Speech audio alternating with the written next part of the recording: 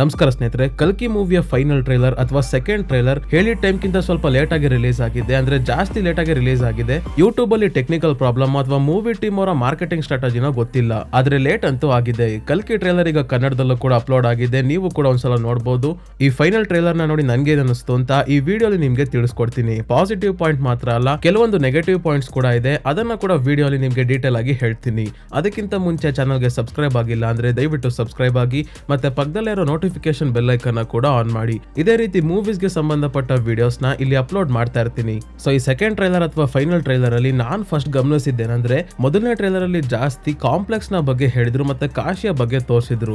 ಆದ್ರೆ ಈ ಟ್ರೈಲರ್ ಅಲ್ಲಿ ಶಂಬಾಲ ಅನ್ನೋ ಜಾಗವನ್ನ ಜಾಸ್ತಿ ಫೋಕಸ್ ಮಾಡಿದ್ದಾರೆ. ಅಶ್ವತ್ಥಾಮ ಸುಮತಿಯನ್ನ ಅಂದ್ರೆ ದೀಪಿಕಾ ಪಡುಕೋಣೆ ಅವರು ಮಾಡ್ತಿರೋ ಕ್ಯಾರೆಕ್ಟರ್ ನ ಶಂಬಾಲಾಗೆ ಕರ್ಕೊಂಡ್ ಬರ್ತಾರೆ. ಕರ್ಕೊಂಡ್ ಬರ್ತಿದ್ದಂಗೆ ಇಲ್ಲಿ ಮಳೆ ಬರೋದಕ್ಕೆ ಶುರು ಆಗುತ್ತೆ. ಅಂದ್ರೆ ದೇವರೇವಳ ಹೊಟ್ಟೆಯಲ್ಲಿ ಬೆಳೀತಾ ಇರೋದು ಅನ್ನೋದಕ್ಕೆ ಇದೊಂದು ಸೂಚನೆ. ಸೊ ಶಂಬಾಲನ ಕೂಡ ನೀವು ನೋಡಬಹುದು. ಇಲ್ಲಿ ಬೆಟ್ಟ ಗುಡ್ಡಗಳ ನಡುವೆ ಈ ಊರಿದೆ. ಈ ಬೆಟ್ಟ ಗುಡ್ಡಗಳೆಲ್ಲ ಈ ಊರಿಗೆ ಪ್ರೊಟೆಕ್ಷನ್ ಇದ್ದಂಗೆ. ಹೊರಗಿರೋರು ಅಷ್ಟು ಸುಲಭವಾಗಿ ಒಳಗ್ ಬರೋಕ್ಕಾಗಲ್ಲ. ಈ ಊರಿನ ಸುತ್ತ ಒಂದು ಪ್ರೊಟೆಕ್ಷನ್ ಶೀಲ್ಡ್ ಕೂಡ ಇದೆ, ಅದನ್ನ ಭೇದಿಸಿ ಒಳಗೆ ಬರೋದು ತುಂಬಾನೇ ಕಷ್ಟ.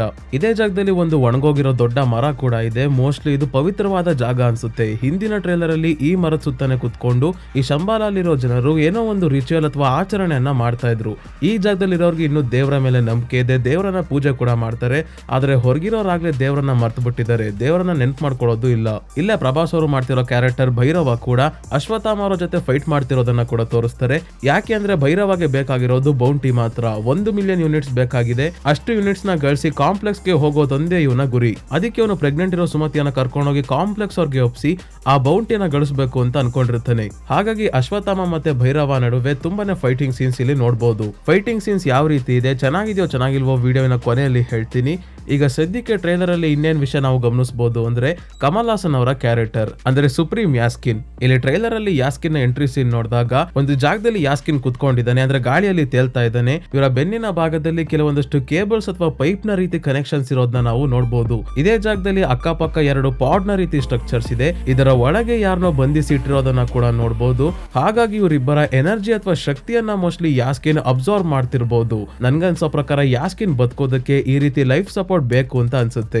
ಯಾಸ್ಕಿನ್ ನ ಬಾಡಿಯಲ್ಲಿ ಏನೋ ಡಿಫಿಷಿಯನ್ಸಿ ಇರಬಹುದು ಅಥವಾ ಯಾವ್ದೋ ಕಾಯಿಲೆಯಿಂದ ಬಳಲ್ತಾ ಇರಬಹುದು. ಅದನ್ನ ಓವರ್ಕಮ್ ಮಾಡೋದಕ್ಕೋಸ್ಕರ ಮನುಷ್ಯರನ್ನ ಇಟ್ಕೊಂಡು ಬಂದು ಅವರ ದೇಹದಿಂದ ಏನೋ ಎಕ್ಸ್ಟ್ರಾಕ್ಟ್ ಮಾಡ್ಕೊಂಡು ತನ್ನ ದೇಹಕ್ಕೆ ಇಂಜೆಕ್ಟ್ ಮಾಡ್ಕೊಂತಿರ್ಬಹುದು. ಇವನ ಸುತ್ತ ಕೂಡ ಡ್ರೋನ್ಸ್ ನ ರೀತಿ ಇರೋ ಡಿವೈಸಸ್ ಹಾರಾಡ್ತಿರೋದನ್ನ ನಾವು ನೋಡ್ತೀವಿ. ಈ ತರ ಐಡಿಯಾಸ್ ಎಲ್ಲ ತುಂಬಾನೇ ಹಾಲಿವುಡ್ ಮೂವೀಸ್ ಅಲ್ಲಿ ನೋಡಿದೀವಿ, ಅದರಿಂದನೇ ಇನ್ಸ್ಪೈರ್ ಆಗು ಕೂಡ ಮಾಡಿರಬಹುದು. ಡ್ಯೂನ್ ಮೂವಿಯಲ್ಲೂ ಕೂಡ ಯಾಸ್ಕಿನ್ ನ ರೀತಿ ಇರೋ ಕ್ಯಾರೆಕ್ಟರ್ ಒಬ್ಬ ಇದ್ದಾನೆ. ಮತ್ತೆ ಬ್ಲೇಡ್ ನ 2049 ಮೂವಿಯಲ್ಲೂ ಕೂಡ ಒಂದು ಕ್ಯಾರೆಕ್ಟರ್ ಇದ್ದಾನೆ. ಅವನಿಗೆ ಕಣ್ ಕಾಣಿಸೋದಿಲ್ಲ, ಆದ್ರೆ ಅವನ ಸುತ್ತ ಸಣ್ಣ ಸಣ್ಣ ಡ್ರೋನ್ಸ್ ಗಳು ಹಾರಾಡ್ತಾ ಇರ್ತವೆ. ಆ ಡ್ರೋನ್ಸ್ ಗಳು ಕ್ಯಾಮ್ರಾ ತರ ಅವೇನು ರೆಕಾರ್ಡ್ ಮಾಡ್ತಾವೋ ಇಲ್ಲ ಆ ಡ್ರೋನ್ ಗಳು ಏನ್ ನೋಡ್ತಾವೋ ಅದು ಈ ಕ್ಯಾರೆಕ್ಟರ್ ನ ಮೈಂಡ್ ಅಲ್ಲಿ ಕಾಣಿಸುತ್ತೆ. ಇದೇ ರೀತಿ ಕೂಡ ಈ ಕಲ್ಕಿಯಲ್ಲಿ ಯಾಸ್ಕಿನ್ ನ ಕ್ಯಾರೆಕ್ಟರ್ ಕೂಡ ಇರಬಹುದು ಅಂತ ಅನ್ಸುತ್ತೆ. ಇಲ್ಲ ಅದರಿಂದಾನೇ ಇನ್ಸ್ಪೈರ್ ಆಗಿ ಕೆಲವೊಂದು ಚೇಂಜಸ್ ನ ಕೂಡ ಮಾಡಿರಬಹುದು.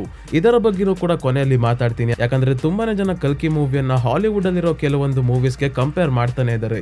ಇನ್ನ ಮಹಾಭಾರತದ ಸೀನ್ ಬಗ್ಗೆ ಮಾತಾಡೋದಾದ್ರೆ, ಅಶ್ವತ್ಥಾಮ ಯುದ್ಧ ಭೂಮಿಯಲ್ಲಿ ಯುದ್ಧ ಮಾಡ್ತಿರೋ ಕೆಲವೊಂದು ಸೀನ್ಸ್ ನ ತೋರಿಸ್ತಾರೆ. ಒಂದು ಸೀನ್ ಅಲ್ಲಿ ಅಶ್ವತ್ಥಾಮ ಯಾರಿಂದನೋ ಓಡಿಸ್ಕೊಂತಾನೆ. ಅಶ್ವತ್ಥಾಮ ಬಂದು ಬೀಳೋ ಫೋರ್ಸ್ಗೆ ಇವನ ಹಿಂದೆ ಇದ್ದ ಸೈನಿಕರೆಲ್ಲ ಹಾರೋಗಿ ಇಲ್ಲೇ ಬಿದ್ದಿದ್ದ ಒಂದು ಆನೆ ಕೂಡ ಆ ಫೋರ್ಸ್ ಗೆ ಉಚ್ಕೊಂಡು ಹಾಗೆ ಹಿಂದೆ ಹೋಗುತ್ತೆ. ಅಂದ್ರೆ ಇಷ್ಟು ಪವರ್ಫುಲ್ ಯಾರು ಇರ್ಬೋದು, ಅಶ್ವತ್ಥಾಮಗೆ ಹೊಡೆದಿದ್ ಯಾರು ಅಂತ ನಮ್ಮ ಮೈಂಡ್ ಅಲ್ಲಿ ಒಂದು ಪ್ರಶ್ನೆ ಬರುತ್ತೆ. ಈ ಸೀನ್ ಸ್ವಲ್ಪ ಫಾಸ್ಟ್ ಆಗಿ ಕಟ್ ಆಗುತ್ತೆ, ಆದ್ರೆ ಇಲ್ಲಿ ಪಾಸ್ ಮಾಡಿ ನೋಡಿದ್ರೆ ಅಶ್ವತ್ಥಾಮಗೆ ಇಷ್ಟು ಜೋರಾಗಿ ಹೊಡೆದ ಆ ವ್ಯಕ್ತಿ ಯಾರು ಅಂತ ಮುಂದೆ ಇಲ್ಲಿ ಕಾಣಿಸುತ್ತೆ. ಈ ವ್ಯಕ್ತಿ ಬಿಳಿ ಬಟ್ಟೆಯನ್ನ ಹಾಕೊಂಡಿದ್ದಾನೆ. ಯಾರಾದ್ರೂ ಪಾಂಡವರಲ್ಲಿ ಒಬ್ರು ಆಗಿರ್ಬೋದಾ ಇಲ್ಲ ಶ್ರೀಕೃಷ್ಣ ಆಗಿರ್ಬೋದಾ ಅಂತ ನನಗೂ ಕೂಡ ಡೌಟ್ ಇದೆ. ನಿಮ್ಗೇನಾದ್ರೂ ಗೊತ್ತಾಗಿದ್ರೆ ಕಮೆಂಟ್ಸ್ ಅಲ್ಲಿ ಹೇಳಿ. ಸೊ ಇದೇ ಮಹಾಭಾರತದ ಟೈಮ್ ಅಲ್ಲಿ ಅರಮನೆಯ ಒಂದು ಸೀನ್ ನ ತೋರಿಸ್ತಾರೆ. ಈ ಅರಮನೆ ಮೇಲೆ ಒಬ್ಳು ಪ್ರೆಗ್ನೆಂಟ್ ಮಹಿಳೆ ನಿಂತ್ಕೊಂಡಿರ್ತಾಳೆ. ಅಂದ್ರೆ ದೀಪಿಕಾ ಪಡುಕೋಣೆ ಕ್ಯಾರೆಕ್ಟರ್ ಸುಮತಿ ಅಲ್ಲ, ಇಲ್ಲಿರೋ ಈ ಪ್ರೆಗ್ನೆಂಟ್ ಮಹಿಳೆಯ ಕ್ಯಾರೆಕ್ಟರ್ ಮಾಡಿರೋದು ಮಾಳವಿಕಾ ನಾಯರ್ ಅವರು. ನನ್ನ ಪ್ರಕಾರ ಈ ಪ್ರೆಗ್ನೆಂಟ್ ಇರೋರು ಅಭಿಮನ್ಯುವಿನ ಹೆಂಡತಿ ಉತ್ತರ. ನೆಕ್ಸ್ಟ್ ಅಶ್ವತ್ಥಾಮನ ಬ್ರಹ್ಮಾಸ್ತ್ರ ಕೂಡ ಉತ್ತರೆಯ ಹೊಟ್ಟೆ ಹತ್ರ ಬರ್ತಿರೋದನ್ನ ನಾವು ನೋಡಬಹುದು. ಅಶ್ವತ್ಥಾಮನ ಬ್ರಹ್ಮಾಸ್ತ್ರ ಉತ್ತರ ಮೇಲೆ ಯಾಕೆ ಬಂತು ಅಂತ ನೀವು ಮಹಾಭಾರತದ ಕತೆ ಕೇಳಿದ್ರೆ ಗೊತ್ತೇ ಇರುತ್ತೆ. ಸೊ ಏನಾಗಿತ್ತು ಅಂತ ಸಿಂಪಲ್ ಆಗಿ ಹೇಳ್ಬಿಡ್ತೀನಿ. ಮಹಾಭಾರತದಲ್ಲಿ ಅಶ್ವತ್ಥಾಮ ಪಾಂಡವರ ಮೇಲೆ ಬ್ರಹ್ಮಾಸ್ತ್ರವನ್ನ ಪ್ರಯೋಗಿಸಿದಾಗ ಈ ಕಡೆಯಿಂದ ಅರ್ಜುನ ಕೂಡ ತನ್ನ ಬ್ರಹ್ಮಾಸ್ತ್ರವನ್ನ ಪ್ರಯೋಗಿಸ್ತಾನೆ. ಆದ್ರೆ ಎರಡು ಕೂಡ ಸೇರ್ಬಿಟ್ರೆ ಇಡೀ ಪ್ರಪಂಚನೇ ನಾಶ ಆಗುವಂತ ಪರಿಸ್ಥಿತಿ ಬರುತ್ತೆ ಅಂತ ವೇದವ್ಯಾಸರು ಬಂದು ಇದನ್ನ ತಡೆಯೋದಕ್ಕೆ ಮುಂದಾಗ್ತಾರೆ. ಆಗ ಅರ್ಜುನ ಇವರ ಮಾತಿಗೆ ಒಪ್ಕೊಂಡು ತನ್ನ ಬ್ರಹ್ಮಾಸ್ತ್ರವನ್ನ ಹಿಂಪಡ್ಕೊಂತಾನೆ. ಆದ್ರೆ ಅಶ್ವತ್ಥಾಮ ತಾನು ಒಂದ್ಸಲ ಪ್ರಯೋಗಿಸಿದ ಬ್ರಹ್ಮಾಸ್ತ್ರವನ್ನ ಹಿಂಪಡೆಯೋದು ಹೇಗೆ ಅನ್ನೋ ವಿದ್ಯವನ್ನ ಕಲ್ತೇ ಇರಲ್ಲ. ಹಾಗಾಗಿ ಆ ಬ್ರಹ್ಮಾಸ್ತ್ರವನ್ನ ಹಿಂಪಡೆಯೋಕಂತೂ ಆಗಲ್ಲ, ಅದನ್ನ ಡೈವರ್ಟ್ ಮಾಡಬಹುದು, ಅಂದ್ರೆ ಬೇರೆ ಕಡೆ ಕಳಿಸಬಹುದು. ಹಾಗಾಗಿ ಅಶ್ವತ್ಥಾಮ ಈ ಬ್ರಹ್ಮಾಸ್ತ್ರವನ್ನ ಉತ್ತರೆಯ ಗರ್ಭದ ಕಡೆ ಡೈವರ್ಟ್ ಮಾಡ್ತಾನೆ. ಇದರಿಂದ ಪಾಂಡವರ ವಂಶದ ಮಗು ಮಗುವೊಂದು ಹೊಟ್ಟೆಯಲ್ಲೇ ಸಾವನ್ನಪ್ಪುತ್ತೆ ಅಂತ ಗೊತ್ತಾಗ್ತಿದ್ದಂಗೆ ಕೃಷ್ಣನ ಕೋಪ ತುಂಬಾನೇ ಜಾಸ್ತಿ ಆಗುತ್ತೆ. ಹೇಗೋ ಮಾಡಿ ಕೃಷ್ಣ ಮಗುವನ್ನೇನೋ ಕಾಪಾಡ್ತಾರೆ. ಆದ್ರೆ ಅಶ್ವತ್ಥಾಮನಿಗೆ ಒಂದು ಶಾಪ ಕೊಡ್ತಾರೆ. ಅಶ್ವತ್ಥಾಮನ ಹಣೆಯಲ್ಲಿದ್ದ ತನ್ನ ದೇಹಕ್ಕೆ ಶಕ್ತಿ ಕೊಡ್ತಿದ್ದ ಆ ಮಣಿಯನ್ನ ಕಿತ್ಕೊಂಡು ಇವನ ದೇಹದಲ್ಲಿ ಆಗಿರೋ ಗಾಯ ಯಾವತ್ತು ವಾಸಿ ಆಗ್ದಂಗೆ, ಆ ಗಾಯದಿಂದ ರಕ್ತ ಮತ್ತೆ ಕೀವು ಬರೋದು ಯಾವತ್ತು ನಿಲ್ದಲೇ ಇರೋ ಹಾಗಾಗ್ಲಿ, ಸಾಯ್ಬೇಕು ಅಂದ್ರೂ ಕೂಡ ಸಾಯೋಕ್ಕಾಗ್ದಂಗೆ ಕಲಿಯುಗದ ಅಂತ್ಯದವರೆಗೂ ನೀನು ಬದುಕಿರ್ಬೇಕು ಅಂತ ಕೃಷ್ಣ ಶಾಪ ಕೊಡ್ತಾರೆ. ಹಾಗಾಗಿ ಅಶ್ವತ್ಥಾಮನ ಕ್ಯಾರೆಕ್ಟರ್ ನ ಕಲ್ಕಿ ಮೂವಿಯಲ್ಲೂ ಕಂಟಿನ್ಯೂ ಮಾಡಿದ್ದಾರೆ. ಈ ಮೂವಿಯ ಟ್ರೈಲರ್ ಅಲ್ಲಿ ನೋಡಿರೋ ಹಾಗೆ ಅಶ್ವತ್ಥಾಮನ ಮಣಿ ಹೇಗೋ ತನಿಗೆ ವಾಪಸ್ ಸಿಕ್ಕಿದೆ. ಇದಕ್ಕೆ ಸಂಬಂಧಪಟ್ಟಂಗೆ ಸ್ಟೋರಿ ಏನಿದೆ ಅಂತ ನನಗೆ ಗೊತ್ತಿಲ್ಲ, ಮೂವಿಯಲ್ಲಿ ತೋರಿಸಬಹುದು. ಇಲ್ಲ ನಿಮ್ಗೇನಾದ್ರೂ ಮಹಾಭಾರತವನ್ನ ಕಂಪ್ಲೀಟ್ ಆಗಿ ಓದಿದ್ರೆ ಗೊತ್ತಿದ್ರೆ ಕಮೆಂಟ್ಸ್ ಅಲ್ಲಿ ಹೇಳಿ. ಇದಾದ್ಮೇಲೆ ಟ್ರೈಲರ್ ಅಲ್ಲೇ ಕಾಂಪ್ಲೆಕ್ಸ್ ಅವರು ಶಂಬಾಲ ಮೇಲೆ ದಾಳಿ ಮಾಡಿರೋದನ್ನ ಕೂಡ ತೋರಿಸ್ತಾರೆ. ಜೊತೆಗೆ ಭೈರವ ಕೂಡ ಶಂಬಾಲಾಗೆ ಬಂದು ಅಶ್ವತ್ಥಾಮ ಅವರ ಜೊತೆ ಫೈಟ್ ಮಾಡ್ತಿದ್ದಾನೆ. ಆದ್ರೆ ಅಶ್ವತ್ಥಾಮನ ಸೋಲ್ಸೋದು ಅಷ್ಟು ಈಸಿ ಅಲ್ಲ. ಅದಕ್ಕೆ ಭೈರವ ತನಿಗೆ ಸಪೋರ್ಟ್ ಮಾಡೋದಕ್ಕೋಸ್ಕರ ಟ್ರಾನ್ಸ್ಫಾರ್ಮರ್ಸ್ ತರ ಒಂದು ರೋಬೋಟ್ ನ ತಕೊಂಡ್ ಬರ್ತಾನೆ. ಮೋಸ್ಟ್ಲಿ ಬುಜಿಯ ಕಾರೇ ಈ ತರ ರೋಬೋಟ್ ಆಗಿ ಟ್ರಾನ್ಸ್ಫಾರ್ಮ್ ಆಗಿರ್ಬೋದು. ಸೊ ಇದಿಷ್ಟನ್ನ ನಾವು ಸೆಕೆಂಡ್ ಟ್ರೈಲರ್ ಅಲ್ಲಿ ನೋಡ್ತೀವಿ. ಆದ್ರೆ ಟ್ರೈಲರ್ ಅಲ್ಲಿರೋ ಕೆಲವು ಪಾಸಿಟಿವ್ ಪಾಯಿಂಟ್ಸ್ ಜೊತೆಗೆ ನೆಗೆಟಿವ್ ಪಾಯಿಂಟ್ಸ್ ಕೂಡ ನನಗೆ ಕಾಣಿಸ್ತು. ಪಾಸಿಟಿವ್ ಪಾಯಿಂಟ್ಸ್ ಏನಂದ್ರೆ ವಿಜುವಲ್ಸ್ ಆಗಿರ್ಬೋದು, ಬ್ಯಾಕ್ ಗ್ರೌಂಡ್ ಮ್ಯೂಸಿಕ್ ಕೂಡ ಡ್ರಾಮಾಗೆ ಸಂಬಂಧಪಟ್ಟಂಗೆ ಕರೆಕ್ಟ್ ಆಗಿ ಮಾಡಿದ್ದಾರೆ. ಸೆಟ್ ಡಿಸೈನ್ಸ್ ಆಗಿರ್ಬೋದು, VFX ಆಗಿರ್ಬೋದು ಎಲ್ಲ ಚೆನ್ನಾಗಿದೆ, ಕತೆ ಕೂಡ ಚೆನ್ನಾಗಿದೆ ಅಂತಾನೆ ಅನ್ನಿಸ್ತಾ ಇದೆ. ಆದ್ರೆ ನನಗೆ ಕಾಣಿಸಿದ ಎರಡು ಮೇನ್ ನೆಗೆಟಿವ್ ಪಾಯಿಂಟ್ಸ್ ಏನಂದ್ರೆ, ಒಂದು ಈ ಮೂವಿಯಲ್ಲಿ ಯೂಸ್ ಮಾಡಿರೋ ವೆಪನ್ಸ್, ಇನ್ನೊಂದು ಈ ಮೂವಿಯಲ್ಲಿರೋ ಫೈಟಿಂಗ್ ಸೀನ್ಸ್. 600 ಕೋಟಿ ಬಜೆಟ್ ಹಾಕಿದ್ದಾರೆ. ವೆಪನ್ಸ್ ಗೋಸ್ಕರ ಇನ್ನ ಕ್ವಾಲಿಟಿ ಮೆಟೀರಿಯಲ್ಸ್ ನ ಯೂಸ್ ಮಾಡಬಹುದಿತ್ತು. ಇಲ್ಲೇ ನೀವು ಟ್ರೈಲರ್ ಅಲ್ಲಿ ಕೆಲವೊಂದು ಸೀನ್ ಅಲ್ಲಿ ಗಮನಿಸಬಹುದು, ವೆಪನ್ಸ್ ಎಲ್ಲ ಸ್ವಲ್ಪ ರಿಯಲಿಸ್ಟಿಕ್ ಆಗಿ ಕಾಣಿಸಲ್ಲ. ಇದೆಲ್ಲ ರೆಡಿ ಮಾಡಿರೋ ಒಂದು ಮಾಡೆಲ್ಸ್ ನ ರೀತಿ ಕಾಣಿಸ್ತಾ ಇದಾವೆ. ಕಲ್ಕಿಯ ಮೇಕಿಂಗ್ ವಿಡಿಯೋಸ್ ನ ನೋಡಿದ್ರೆ ನೀವು ಗೊತ್ತಿರುತ್ತೆ, ಕೆಲವೊಂದು ವೆಪನ್ಸ್ ನ ಥರ್ಮೋಕೋಲ್ ಅಲ್ಲಿ ಇವರು ಮಾಡಿದ್ದಾರೆ. ಅದೇ ಇಲ್ಲಿ ನೆಗೆಟಿವ್ ಪಾಯಿಂಟ್ ಅಂತ ನನ್ಗನ್ನಿಸ್ತು. ತುಂಬಾನೇ ಬೇರೆ ಮೂವೀಸ್ ಅಲ್ಲಿ ನಾನ್ ನೋಡಿರೋ ಹಾಗೆ ಒರಿಜಿನಲ್ ವೆಪನ್ಸ್ ಯಾವ ತರ ಇರುತ್ತೋ ಅದರ ರೆಪ್ಲಿಕಾನೇ ಯೂಸ್ ಮಾಡ್ತಾರೆ. ಕೆಲವೊಂದು ವೆಪನ್ಸ್ ಅಲ್ಲಂತೂ ಫೈರ್ ಮಾಡಿದಾಗ ಬೆಂಕಿ ಬರೋದು ಕೂಡ ರಿಯಲ್ ಆಗಿರುತ್ತೆ, ಬುಲೆಟ್ಸ್ ಮಾತ್ರ ಬರಲ್ಲ. ಇನ್ನೊಂದಷ್ಟು ಮೂವೀಸ್ ಅಲ್ಲಿ ಡಮ್ಮಿ ಬುಲೆಟ್ಸ್ ಬರೋ ರೀತಿ ಕೂಡ ವೆಪನ್ಸ್ ನ ಉಪಯೋಗಿಸ್ತಾರೆ. ಆದ್ರೆ ಇಲ್ಲಿ ಥರ್ಮೋಕೋಲ್ ಅಲ್ಲಿ ಯಾಕೆ ಮಾಡಿದ್ರೋ ಗೊತ್ತಿಲ್ಲ. ಆದ್ರೆ ನೋಡ್ತಿದಂಗೆ ಗೊತ್ತಾಗ್ಬಿಡುತ್ತೆ ಇದು ರಿಯಲ್ ಅಲ್ಲ, ಒಂದು ಮಾಡೆಲ್ ಅಂತ. ಶಂಬಾಲಲ್ಲೂ ಕೂಡ ಫೈಟಿಂಗ್ ಸೀನ್ಸ್ ಅಲ್ಲಿ ನಾವು ನೋಡಬಹುದು, ಇಲ್ಲಿರೋ ಸೋಲ್ಜರ್ಸ್ ಈ ವೆಪನ್ಸ್ ನ ಉಪಯೋಗಿಸಬೇಕಾದ್ರೆ ಹಂಗೆ ಶೇಕ್ ಆಗ್ತಿದಾವೆ, ಯಾಕಂದ್ರೆ ಮೆಟೀರಿಯಲ್ ಚೆನ್ನಾಗಿಲ್ವಲ್ಲ ಅದಕ್ಕೆ.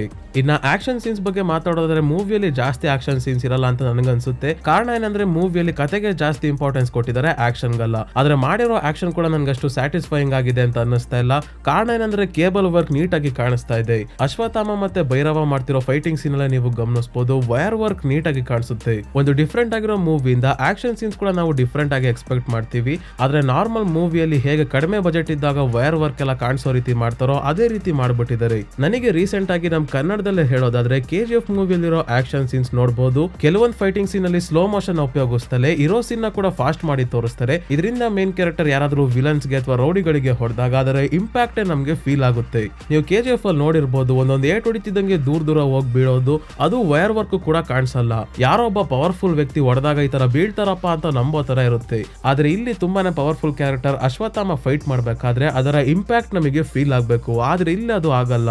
ಹೊಡೆದಾಗ ಗಾಳಿಯಲ್ಲಿ ಸುತ್ತಾಡ್ಕೊಂಡು ತೇಲಾಡ್ಕೊಂಡು ಹೋಗಿ ಬೀಳೋ ರೀತಿ ಎಲ್ಲ ತೋರಿಸ್ತಾ ಇದ್ದಾರೆ. ನನ್ಗಿಲ್ಲೊಂದೆರಡು ಆಕ್ಷನ್ ಸೀನ್ ನೋಡಿ ಬಾಲಯ್ಯ ಮೂವಿ ಸೀನ್ಸ್ ನೋಡ್ದಂಗ್ ಆಗೋಯ್ತು. ಆದ್ರೆ ಈಗಲೇ ಟ್ರೈಲರ್ ನ ನೋಡಿ ಎಲ್ಲ ಜಡ್ಜ್ ಮಾಡೋದು ಬೇಡ, ಮೂವಿಯನ್ನ ನೋಡಾದ್ಮೇಲೆ ರಿವ್ಯೂ ಅಲ್ಲಿ ಏನಾಯ್ತು ಅಂತ ಹೇಳ್ತೀನಿ. ಸೊ ಇದೆರಡು ನನಗೆ ಮೇನ್ ಆಗಿ ಅನ್ಸಿದ ನೆಗೆಟಿವ್ ಪಾಯಿಂಟ್ಸ್. ಇದು ಬಿಟ್ರೆ ನನಗೆ ಟ್ರೈಲರ್ ಅಲ್ಲಿ ಮತ್ತೆ ಬೇರೆ ಗ್ಲಿಮ್ಸ್ ಅಲ್ಲಿ ಆಗಿರ್ಬೋದು, ಭೈರವನ ಕ್ಯಾರೆಕ್ಟರ್ ಬಗ್ಗೆ ಜಾಸ್ತಿ ಅಲ್ಲೂ ತೋರಿಸ್ತಾನೆ ಇಲ್ಲ.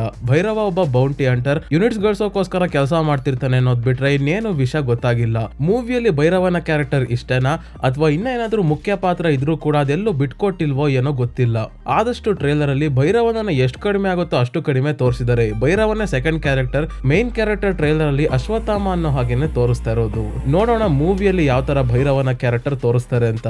ಜೊತೆಗೆ ಈ ಮೂವಿಯ ಸ್ಟೋರಿಯನ್ನ ಹಾಲಿವುಡ್ ಮೂವೀಸ್ ಗೆ ಕಂಪೇರ್ ಮಾಡಿ ಆ ಮೂವಿ ಕಾಪಿ ಮಾಡಿದರೆ ಈ ಮೂವಿ ಕಾಪಿ ಮಾಡಿದ್ದಾರೆ ಅಂತ ತುಂಬಾನೇ ಜನ ಹೇಳ್ತಿದ್ದಾರೆ. ನನಗೆ ಅವಾಗ ಬೇಜಾರಾಯ್ತು ಅಂದ್ರೆ ಫಾರಿನರ್ಸ್ ಈ ಮೂವಿಯ ಟ್ರೈಲರ್ ಗೆ ರಿಯಾಕ್ಷನ್ ಮಾಡಿದ್ರಲ್ಲ, ಆ ವಿಡಿಯೋಸ್ ಒಂದೆರಡನ್ನ ನೋಡಿದೆ. ಆ ವಿಡಿಯೋಸ್ ಅಲ್ಲೂ ಕೂಡ ಕೆಲವರು ಹೇಳ್ತಿದ್ದಾರೆ ಇದು ಮ್ಯಾಡ್ ಮ್ಯಾಕ್ಸ್ ಇದ್ದಂಗಿದೆ, ಡ್ಯೂನ್ ಇದ್ದಂಗಿದೆ ಅಂತ. ಹಾಗೆ ಹೇಳೋದಾದ್ರೆ ಡ್ಯೂನ್ ಮೂವಿ ಕೂಡ 1984 ಮೂವಿಯ ರೀಮೇಕ್ ಆಗಿದೆ. ಆ ಮೂವಿ ಕೂಡ ನಾವೆಲಿಂದ ಇನ್ಸ್ಪೈರ್ ಆಗಿ ಮಾಡಿರೋದು. ಅವ್ರು ಮಾತ್ರ ಅಲ್ಲ, ನಮ್ಮ ಇಂಡಿಯಾದಲ್ಲೂ ಕೂಡ ತುಂಬಾನೇ ಜನ ಹೇಳ್ತಿದ್ದಾರೆ ಡ್ಯೂನ್ ಮೂವಿಯಲ್ಲಿ ಹೇಗೆ ಲೀಸನ್ ಅಲ್ಗೈವ್ ಹುಟ್ಟಿ ಬರ್ತಾನೆ ಅಂತ ಹೇಳ್ತಿರ್ತಾರೋ ಅದೇ ತರ ಇಲ್ಲೂ ಕಲ್ಕಿ ಹುಟ್ಟು ಬರ್ತಾರೆ ಅಂತ ಹೇಳ್ತಿದ್ದಾರೆ ಅಷ್ಟೇ, ಏನು ಡಿಫ್ರೆನ್ಸ್ ಇಲ್ಲ, ಪೂರ್ತಿ ಕಾಪಿ ಮಾಡಿದ್ದಾರೆ ಅಂತ. ಹಾಗೆ ಹೇಳೋದಾದ್ರೆ ಕಲ್ಕಿಯ ಸ್ಟೋರಿ ಇಡೀ ಅಮೆರಿಕಾಗಿಂತ ಹಳೆಯದು.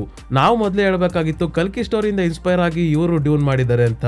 ಜಗತ್ತಿನಲ್ಲಿರೋ ಕೆಟ್ಟತನವನ್ನ, ಕೆಟ್ಟದ್ದನ್ನ ಮತ್ತೆ ಕೆಟ್ಟವರನ್ನ ಇದ್ದವರನ್ನ ನಾಶ ಮಾಡೋಕೆ ಕಲ್ಕಿ ಹೇಗ್ ಬರ್ತಾನೋ ಅದೇ ತರ ಡ್ಯೂನ್ ಅಲ್ಲೂ ಕೂಡ ತೋರಿಸಿದ್ದಾರೆ. ಅದೇ ಜಗತ್ತಿನ ಅಂತ್ಯದ ಸಮಯ ಲೀಸನ್ ಅಲ್ ಗೈಬ್ ಅನ್ನೋ ಒಬ್ಬ ದೇವರಂತ ವ್ಯಕ್ತಿ ಹುಟ್ಟು ಬರ್ತಾನೆ ಅಂತ ತೋರಿಸಿದ್ದಾರೆ. ಅದು ನಮ್ಮಲ್ಲಿ ಅಮೆರಿಕ ಹುಟ್ಟೋಕ್ಕಿಂತ ಮುಂಚೆನೆ ನಡೆದೋಗಿದೆ ಅಂತಾನೆ ಹೇಳ್ಬೋದು. ನಾವೊಂದು ವಿಷಯ ಅರ್ಥ ಮಾಡ್ಕೋಬೇಕಾಗಿರೋದು ಏನಂದ್ರೆ ಸ್ನೇಹಿತರೆ, ನಮ್ಮ ಕನ್ನಡ ಮೂವೀಸ್ ಅನ್ನ ನಾವು ಹೇಗೆ ಬಿಟ್ಕೊಡಲ್ವೋ ಕನ್ನಡ ಮೂವಿಯ ನಂತರ ನಮ್ಮ ಇಂಡಿಯನ್ ಮೂವೀಸ್ ನ ಬಿಟ್ಕೊಡ್ಬಾರ್ದು. ನಮ್ ದೇಶದ ಮೂವೀಸ್ ನ ನಾವೇ ಹೇಟ್ ಮಾಡಿದ್ರೆ ಹೊರಗಡೆ ಇರೋರ್ಗೆ ನಾವೇನ್ ಹೇಳೋಕ್ಕಾಗುತ್ತೆ. ಸೊ ಸ್ನೇಹಿತರೆ, ಈ ವಿಡಿಯೋ ನಿಮ್ಗೆ ಹೇಗೆ ಅನಿಸ್ತು ಅಂತ ಕಮೆಂಟ್ ಮಾಡಿ ತಿಳಿಸಿ. ಮತ್ತೆ ಚಾನಲ್ಗೆ ಸಬ್ಸ್ಕ್ರೈಬ್ ಆಗೋದನ್ನ ಮರಿಬೇಡಿ. ಇದೇ ರೀತಿಯ ಮೂವೀಸ್ಗೆ ಸಂಬಂಧಪಟ್ಟ ವಿಡಿಯೋವಿನೊಂದಿಗೆ ಮತ್ತೆ ನಿಮ್ಮನ್ನ ಭೇಟಿ ಆಗ್ತೀನಿ.